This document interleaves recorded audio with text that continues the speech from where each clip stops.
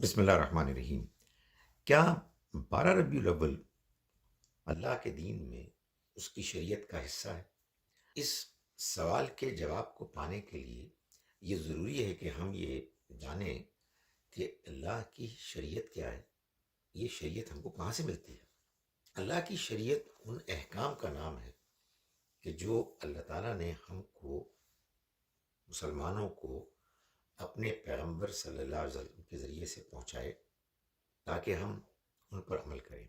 یہ احکام ہم کو یا ملتے ہیں قرآن مجید میں اور یا ملتے ہیں اس عمل میں جس کو ہم سنت کہتے ہیں، جو اللہ کے پیغمبر صلی اللہ علیہ وسلم نے تمام ان مسلمانوں کو پہنچا دیے کہ جو آپ کے زمانے میں موجود تھے، جنہوں نے آپ پر ایمان لائے، اور جو آپ کے صحابہ تھے، اور پھر اس کے بعد تمام مسلم امہ میں ہر نسل میں وہ احکام پہنچ گئے۔ ان میں بعض تاریخیں بھی تھیں، جیسے مثال کے طور پر رمضان کا مہینہ، پہلی شوال کو مسلمانوں کا عید الفطر منانا، جمعے کا دن، جمعے کی نماز، اور پھر ذوالحج، 8 ذوالحج سے 12 اور 13 ذوالحج تک حاجیوں کا حج کرنا، اور 10 ذوالحج کو مسلمانوں کا ساری دنیا میں عید الاضحیٰ منانا۔ یہ تاریخیں اس شریعت میں محفوظ ہیں کہ جو اللہ کے پیغمبر صلی اللہ علیہ وسلم نے مسلمانوں کو دی، اور وہ پہلی نسل سے اب تک ہمارے پاس چلی آ رہی۔ 12 ربیع الاول ان تاریخوں میں سے ایسی تاریخ نہیں ہے کہ جس کو کہ محفوظ کیا گیا۔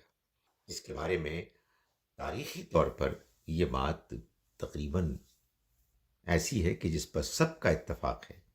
اس تاریخ کو نبی اکرم صلی اللہ علیہ وسلم اس دنیا سے رخصت ہوئے، مگر یہ بات کہ اسی تاریخ کو آپ کی پیدائش ہوئی، اس میں اختلاف ہے۔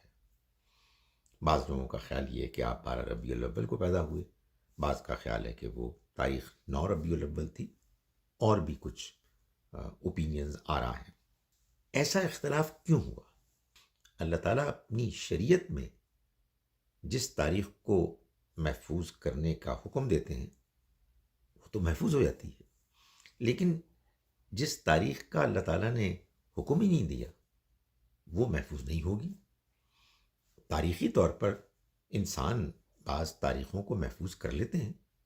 12 ربیع الاول نبی اکرم صلی اللہ علیہ وسلم کے اس دنیا سے رخصت ہونے کا دن تھا۔ یہ بات اس لیے مشہور و معروف ہے کہ جب آپ اس دنیا سے رخصت ہوئے تو آپ دنیا کے سب سے اہم انسان تھے، تو آپ کی اس تاریخ کو سب لوگوں نے یاد رکھا۔ لیکن جب آپ اس دنیا میں تشریف لائے تو اس وقت لوگوں کو اس بات کا شعور احساس ہی نہیں تھا کہ آپ اتنے بڑے انسان ہوں گے، تو اس وجہ سے اس تاریخ کے بارے میں لوگوں کے ہاں اختلاف ہے۔ یہ تاریخ شریعت میں کوئی حیثیت نہیں رکھتی، اور یہ تاریخ دانوں کے ہاں، مورخین کے ہاں، آپ کے دنیا سے رخصت ہونے کے معاملے میں تو بالکل ایسی ہے کہ جس میں کوئی اختلاف نہیں۔ آپ کی پیدائش کے پہلو سے اس معاملے میں اختلاف ہے۔